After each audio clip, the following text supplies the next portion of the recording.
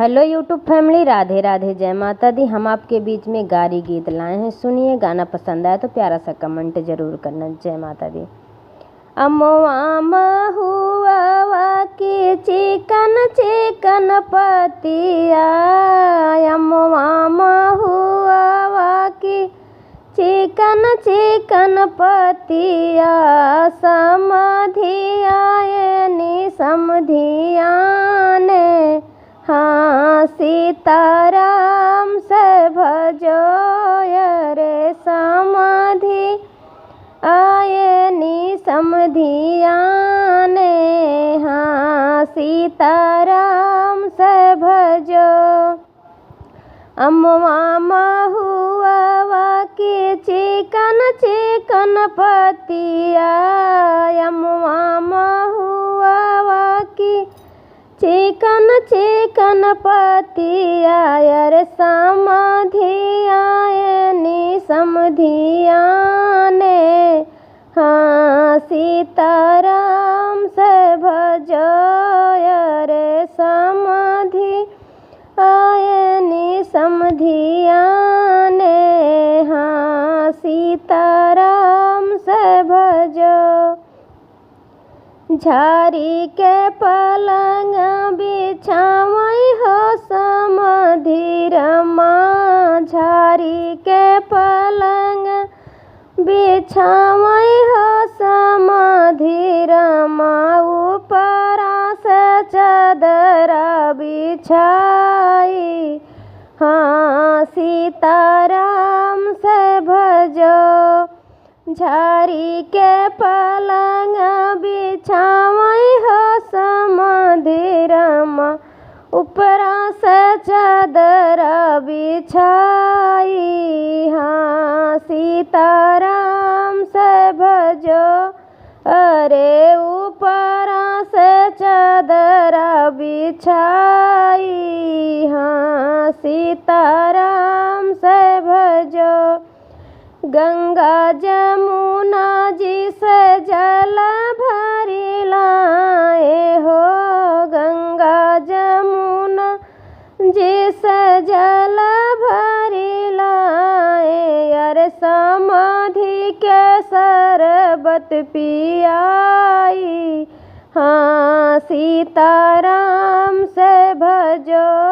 अरे समाधि के शरबत पियाई हाँ सीताराम से भजो।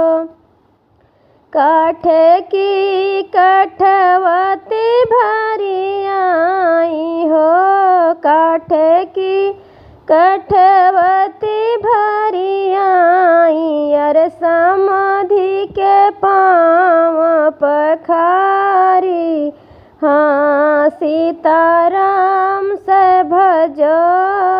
रे समाधि के पाँव पखारी हाँ सीताराम से भजो।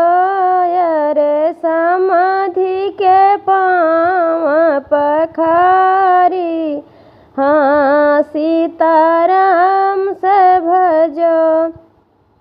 चंदन की पीढ़ई गढ़ी आई हो, चंदन की पीढ़ई गढ़ी आई, अरे समधि बैठे आसन मारी हाँ सीताराम से भजो।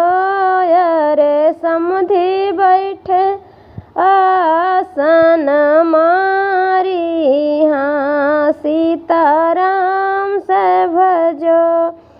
छप्पन भोग समधि जेवन बैठे, छप्पन भोग समधि जेवन बैठे, अरे समाधि निराहल निहारी हाँ सीताराम से भजो। रे समाधि निराहल निहारी हाँ सीताराम से भजो।